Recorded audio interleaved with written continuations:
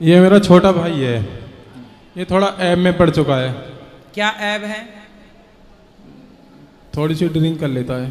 Drink? हाँ जी। थोड़ी सी की पूरी पीता होगा, पूरी बोतल पूरी, भर? हाँ जी, थोड़ी सी का मतलब पूरी। हाँ लो बात करा। जी राधे राधे। क्या नाम है आपका? मेरा नाम हर्ष है जी। हर्ष जी। कितने साल के हो बेटा? मैं 22 साल का। 22 वर्ष के हो जी। कितने शराब पीते हो रोज? महाराज जी बताओ कितने पी जाते हो रोज? कितने रुपए की? 300-400। कमाते कितना हो? एक भी नहीं। किसकी कमाई से पीते हो? पापा जी। मैं ये अब बात करने दो। गुरुजी मैं इसके पीछे बहुत परेशान हूँ, मेरा बेटा है। इतनी कहने माइक पकड़ी थी, अभी बात कर लेना आप। 400 की रोज पी जाती हो तो पापा रोज देते हैं क्या? ले बेटा जा, ये रहे 400, जा पी के आ। उन्हें ये नहीं पता ना कि मैं पीता हूँ। हाँ? उन्हें ये नहीं पता कि मैं पीता हूँ। अच्छा, पिताजी पैसे फिर कैसे देते हैं रोज आपको 400? काय बात? दूसरे किसी बहाने से मांगता हूँ। कैसे मांगते हो रोज? चलो एक दिन तो मांग लिया ऐसे, एक दिन वैसे, रोज रोज कैसे मांगते हो? दोस्त है तो मांग लेते हो, पापा दे देते हैं? नहीं ऐसे नहीं मांगता ना, बहाना मांग, कुछ बहाना होता। तो पापा बहाने बनाने से मान जाते हैं और 400 रुपए रोज दे देते हैं? फिक्स नहीं है जी, 400 की, 200, 100। अच्छा ये बताओ आज तक कितने की शराब पी गए होगे? 1 लाख 2 लाख रुपए की? नहीं नहीं। हाँ? कम। 1.5 लाख की? पता नहीं जी। अच्छा ये बताओ क्या फायदा हुआ शराब पीने से? क्या मिला आपको? क्या प्रॉफिट हुआ आपका? सिवा नुकसान के कुछ नहीं मिला जी। समाज में इज्जत हुई होगी आपकी, सम्मान हुआ होगा, नहीं। लोगों ने माला पहनाए होंगे, वाह बच्चा शराब पी के आया है। नहीं जी। फिर क्या मिला आपको? फायदा तो कुछ नहीं मिला सिवा नुकसान के जी। क्यों पीते हो जब इतने समझदार हो? किससे नुकसान है बेटा? तो महाराज जी उसकी तरफ मन जाता है कि हाँ पीनी है। क्यों? जब आज अपने मन को कंट्रोल नहीं करोगे तो आपका मन तो आज शराब में जा रहा है, कल पराई औरत में जाएगा, परसों गांजा में जाएगा, नरसों अफीम में जाएगा। ये मानव का शरीर बेटा बड़े भाग्य से मिलता है जी। आप 22 साल के हो ना जी। आपकी उम्र में जब हम थे 22 साल में तो हम घर का पूरा दाल रोटी का खर्चा चलाने लग गए थे, काम करने लग गए थे और अपना काम पूरा करते थे। बेटा आप जैसे यूथ, आप जैसे यंग, आप जैसे बच्चे यदि रास्ता भटक जाएंगे तो फिर समाज में सही राह पर चलेगा कौन? ए भैया काहे तुम उसको परेशान कर रहे हो यार? बैठ जानो चुपचाप। समझा रहे हैं उसे, तुम उंगली कर रहे हो। सब बताएंगे, तुम सब्र रखो।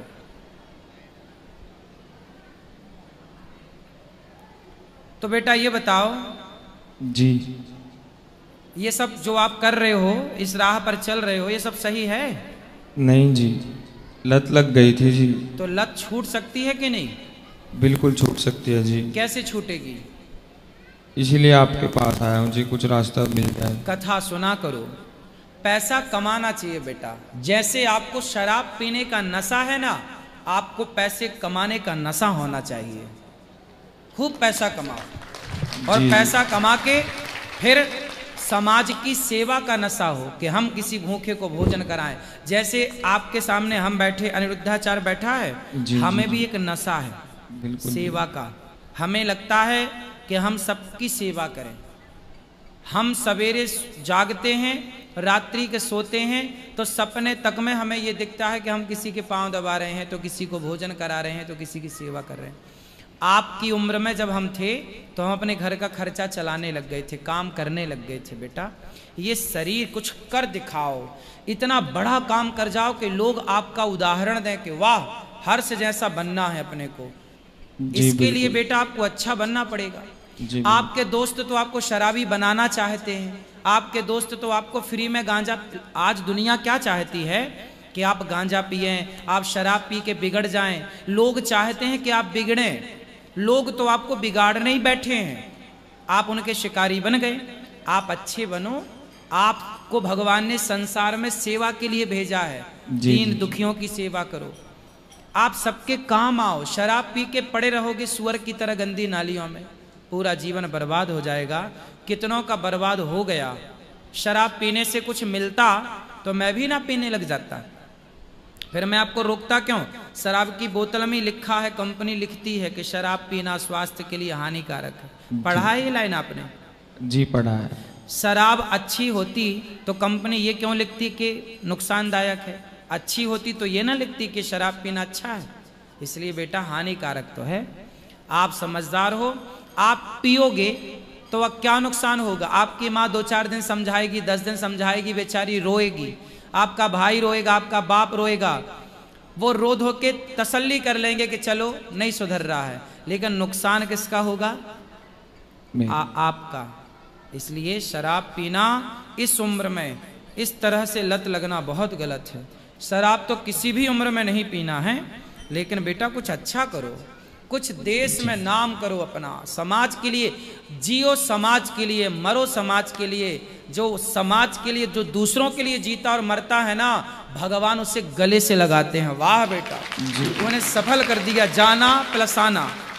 जो जमाना गाली दे, जमाना कुछ कहे, पर संसार के लिए जियो जी। अपने लिए भी मत जियो, परिवार के लिए भी मत जियो, संसार समाज के लिए। सबकी सेवा में जो मजा है ना, सबकी सेवा में जो मजा है ना, वो शराब में थोड़ी मजा है, नहीं जी। गांजा में थोड़ी मजा है। अरे किसी भूखे को जिस दिन भोजन कराओगे ना, तो जितनी ठंडक दिल को मिलती है ना, उतनी ठंडक शराब पीने से नहीं मिलती, गांजा पीने से नहीं मिलती। ठीक है? ठीक है। अब पियोगे? नहीं जी, नहीं, पूरा कंट्रोल रखूंगा जी आपकी बात। सत्संग करना, रोज कथाएं सुनना, और जब शराब पीने का मन हो तो कथा सुनना यूट्यूब पे, मोबाइल पे शुरू कर दे। जी मैं आपको देखता भी हूँ, और फिर जो है आप मन हट जाता है। आपको ना मेरी तरह बनना है, समाज की सेवा करना। जी बिल्कुल, मैं पूरा ध्यान खूब दूंगा सारा जी। पैसा कमाओ, और पैसा कमा के अपने हाथ से गौरी गोपाल आओ, और अपनी कमाई से, अपने बाप की कमाई से। मैं आपके बाप का 1 रुपया नहीं चाहता, आपका बाप दे तो उसकी मर्जी, पर आप कमाओ और अपनी कमाई के पैसे भले 10 रुपए हो, उसका नमक डलवाओ दाल में कि आज मेरी तरफ से 10 रुपए का नमक। जी जी बिल्कुल बिल्कुल। ठीक है? ठीक है। और एक अच्छा इंसान बन के दिखाओ, और दोबारा मेरे को मिलना जरूर। ठीक जब है जी, अच्छे मैं- बन जाना, ठीक है जी। कमाई करके आना। बिल्कुल ठीक है? जी। ठीक है। फिर आज की वीडियो और उस दिन जिस दिन आप कामयाब हो जाएंगे, वो दोनों वीडियो जोड़ के मैं दुनिया को दिखाऊंगा कि देखो ये बच्चा कहाँ था और आज कहाँ हो गया। ठीक है महाराज जी, मैं कोटि कोटि प्रणाम। प्रसन्न रहिए। मेरे आपसे ये प्रश्न है कि जो हमारी माता जी थी, माता गौरी, उन्होंने पति पाने के लिए व्रत रखा था, तीज का व्रत, तो उनको पति मिल गया, तो उसके बाद भी व्रत क्यों रखा जाता है? ताकि जो व्रत रखे उनको अच्छा शिव जैसा भोला भाला पति मिल जाए। तो पति मिलने के बाद भी व्रत रखना जरूरी है? अब रखते हैं तो बुराई क्या है? श्रद्धा है, इसी बहाने व्रत रह लेते हैं, भगवान को उस दिन ज़्यादा याद कर लेते हैं। जी। जिस बहाने भगवान को याद किया जाए, वो काम कर लेने में बुराई क्या है? जी गुरुजी। और दूसरा प्रश्न गुरुजी मेरा ये आपसे था कि जो हमारे राम जी थे, जब उनको वनवास हुआ था, तो वो यहाँ से जब यमुना के तट पर पहुँचे, तो उस घाट का नाम था श्रृंगबेरपुर। तो श्रृंगबेरपुर से राम जी चले, तो वो किस घाट पे जाके उतरे थे? श्रृंगवेरपुर से भगवान तमसा नदी पहली रात्रि विश्राम हुआ। जी गुरुजी। फिर श्रृंगवेरपुर पहुँचे। जी गुरुजी। फिर वहाँ से प्रयाग के पास गंगा जी पहुँचे। जी। पहले गंगा जी पहुँचे, जी गुरुजी। जहाँ केवट से भेंट हुई। जी। तो इस स्थान का क्या नाम था गुरुजी? अब वो स्थान का नाम तो देखना पड़ेगा बेटा। गंगा का तट ही कहते हैं, गंगा के किनारे। जी गुरुजी। श्रृंगवेरपुर में ही है वो स्थान। जी गुरुजी। श्रृंगवेरपुर के नाम से ही जाना जाता है। जी गुरुजी। श्रृंगवेरपुर में ही गंगा है, वहाँ पर प्रयागराज के थोड़ी पहले वो स्थान है। गुरुजी मैंने सुना ये है कि जब राम जी उस पार पहुँचे थे, हाँ। तो उन्होंने सीता मैया को देखा था। तो सीता मैया ने देखा कि इनके लिए उतरने के लिए घाट नहीं है, तो सीता मैया आके उन्होंने एक मुट्ठी बालू रख दी थी, तो उसको बालू का घाट ऐसे कुछ बोलते हैं। बोलते होंगे। मैंने आप वहीं के हैं क्या? नहीं गुरुजी, मैंने किसी से सुना है या पढ़ा है। सही है, सही सुना है तो सही होगा। जी गुरुजी। तीसरा प्रश्न गुरुजी मेरा आपसे ये था कि जब राम लक्ष्मण का वनवास हुआ इन तीनों लोगों को, मैया सीता को, प्रभु राम और लक्ष्मण जी को, तो इनकी उम्र कुछ 18-20 साल रही होगी। किन की? राम जी की, राम जी और लक्ष्मण जी की 16 वर्ष 16 वर्ष। लगभग। और जब ये 14 वर्ष का वनवास हुआ तो 16 और 14 हुए जाके 30 वर्ष। जब राम जी का वनवास हुआ उस समय राम जी की आयु थी 27 वर्ष। जी गुरु जी। तो 27 साल के राम जी और लक्ष्मण जी थे, तो गुरु जी उनकी दाढ़ी मूछें नहीं आई थी। तो आप क्या चाहते हैं कि दाढ़ी मूछ आ जाए? नहीं आनी चाहिए, सबके आती हैं क्योंकि वो सबके आती है इसलिए कि जी। सब मनुष्य हैं। जी गुरु जी। राम के नहीं आती क्योंकि वो भगवान हैं। जी गुरु जी। भगवान है ना, जी गुरु जी। वो सदा जवान रहते हैं, सुंदर रहते जी हैं। गुरु। दाढ़ी मूछ भगवान की नहीं होती। जी गुरु। भगवान तो हम गुरु जी इंसान हैं। ब्रह्मा जी को तो दाढ़ी मूछ थी, वो भी तो भगवान थे। नहीं, ब्रह्मा जी भगवान नहीं हैं। ब्रह्मा जी जी। भगवान की कोटि में नहीं आते। क्यों क्यों नहीं आते गुरु जी? क्योंकि ब्रह्मा जी भगवान के पुत्र हैं ना बेटा, भगवान नारायण की नाभि से निकले हैं। जी जी गुरु जी। है ना, सब जी। भगवान हो जाएंगे जी गुरु जी। तो फिर भगवान का महत्व ही खत्म हो जाएगा। जी गुरु जी। सब भगवान नहीं हो सकते, भगवान एक है। जी। कौन? राम जी, भगवान श्रीमन नारायण। श्रीमन नारायण। वह नारायण ही राम है, जी वही कृष्ण है। जी गुरु जी। ब्रह्मा जी भगवान के पुत्र हैं। जी गुरु। ब्रह्मा जी भगवान के पुत्र हैं। पौत्र हैं। ब्रह्मा जी भगवान नारायण के नाभि से कमल, कमल से ब्रह्मा जी प्रकट भये। जी गुरु जी। तो पुत्र हुआ कमल, फिर पुत्र का पुत्र मतलब पौत्र हो गए ब्रह्मा जी। जी गुरु जी। तो ब्रह्मा जी पुत्र हैं, पौत्र हैं। जी गुरु जी। ठीक है। जी गुरु जी। ब्रह्मा जी को भगवान की कोटि में नहीं रखा गया, लेकिन फिर भी मान लेते हैं ब्रह्मा विष्णु महेश को एक। ठीक है, जी। ठीक है। आगे अब मेरा एक प्रश्न और था गुरु जी, जी। कि आजकल ये धर्म को लेके बहुत ज़्यादा चर्चाएं उठ रही हैं, तो कौन इसके बारे में आपका क्या कौन कहना सा है? धर्म? तो ये हिंदू धर्म, मुस्लिम धर्म, ये मुस्लिम धर्म नहीं होता बेटा, मुस्लिम एक मजहब है। मजहब है। जी जी जी गुरु जी। मजहब।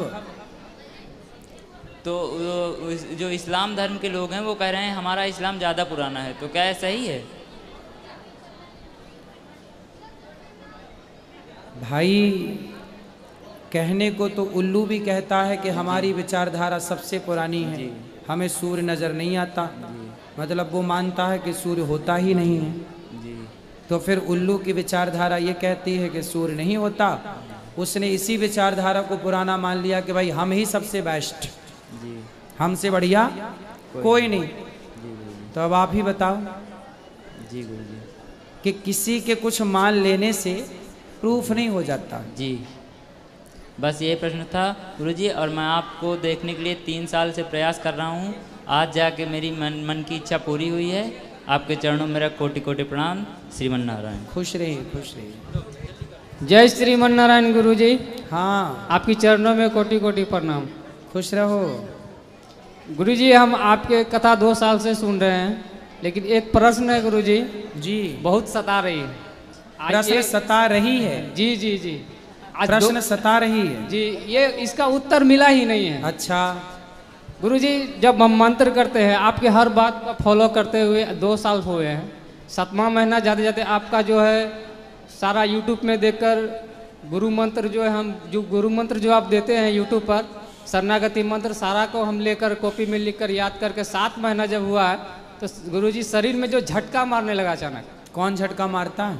गुरु जी शरीर में मतलब ये यहाँ जो है ये मूत्र द्वार से जो उठता है ना, ऐसे से मारता है।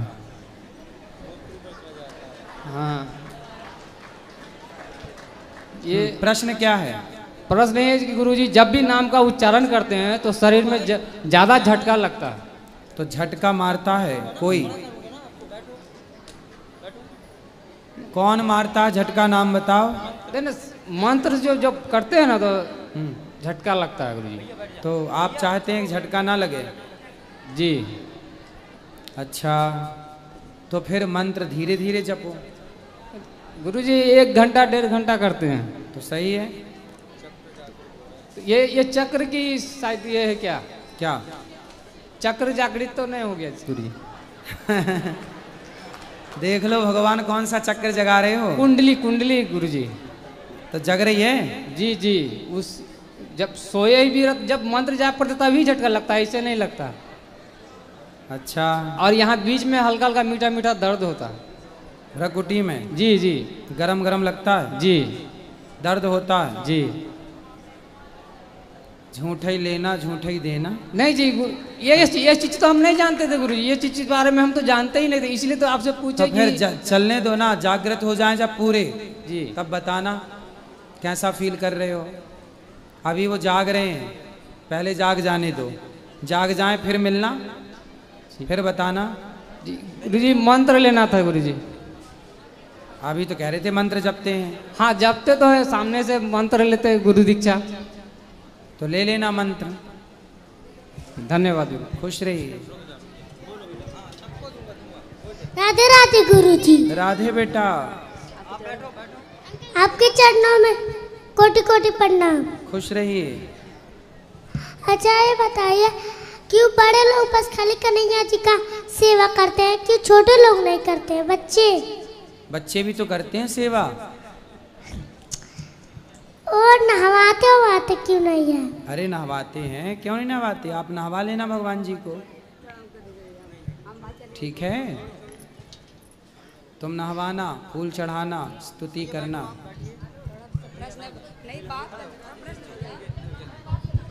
बैठो बैठो आराम से, एक एक से। हेलो गुरु जी के चरणों में कोटि कोटि प्रणाम। मैं कृष्णा नाम है मेरा भी, और मैं आपके दर्शन के लिए आया हूँ। मेरा आपसे ये प्रश्न है कि जो आज हमारे कृष्ण भगवान का जन्म हुआ है, उसमें जो मैंने दर्शन किए तो वहाँ पर मस्जिद भी बनी हुई है। कहाँ? कृष्ण जन्मभूमि में। हाँ हाँ बनी। तो हम सब हिंदुओं को मिलकर क्या करना चाहिए कि उस मस्जिद से छुटकारा मिलकर हमारे कृष्ण की जो जन्म लीला है, जहाँ पर उन्होंने अपना प्रकट मतलब जन्म हुआ है, उस जगह पर मुसलमानों द्वारा क्यों कब्जा करके मस्जिद बनाई गई है, उसे कब तक हटा लिया जाएगा हमारे सरकार द्वारा, या हम सब लोगों को ही प्रयत्न करना होगा? जैसे राम मंदिर के लिए सब हिंदुओं ने प्रयत्न किया कि हम लोगों को मिलकर एक बार फिर से उस मस्जिद को हटाकर वहां हमारे रामलला जैसे विराजमान हुए हैं, वैसे ही कृष्ण कन्हैया भी विराजमान कब तक हो जाएंगे? मेरा आपसे ये प्रश्न है कि क्या करें हम सब हिंदू जागकर? आप हमारा मार्गदर्शन करें और कहें तो कल से ही हम जाकर वहां पर कृष्ण भगवान को विराजमान कर दें और उनकी लीला का जो स्वरूप है वो सबके सामने आ जाए। मस्जिद को हटाने की कृपा करें गुरुदेव। कोर्ट केस चल रहा है जी गुरुदेव। अभी कुछ निर्णय आया भी था हिंदुओं के पक्ष में जी। और सब्र रखो जी। जैसे रामलला आए जी, ऐसे देर सवेर कन्हैया भी आएंगे जरूर। जी जरूर आए, लेकिन क्या है दिल में दर्द उठ जाता है जैसे ही मस्जिद सामने देखता हूँ ना, तो कृष्ण लल्ला का जो जन्म स्थान है उसमें ये दाग मुझे बिल्कुल पसंद नहीं आता गुरुदेव। क्या मालूम ये हिंदू जाग नहीं रहे हैं हमारे यहाँ के। अभी आपको जो काम करना चाहिए वो आप एक काम करो जी। आप भारत के सभी युवाओं को जी एक काम करना चाहिए। ये जो आपके अंदर खून जो गर्म है ना जी, इस गर्म खून का फायदा लो। क्या करो मैं काम बताता हूँ। देश के सभी युवाओं को मैं एक काम दे रहा हूँ।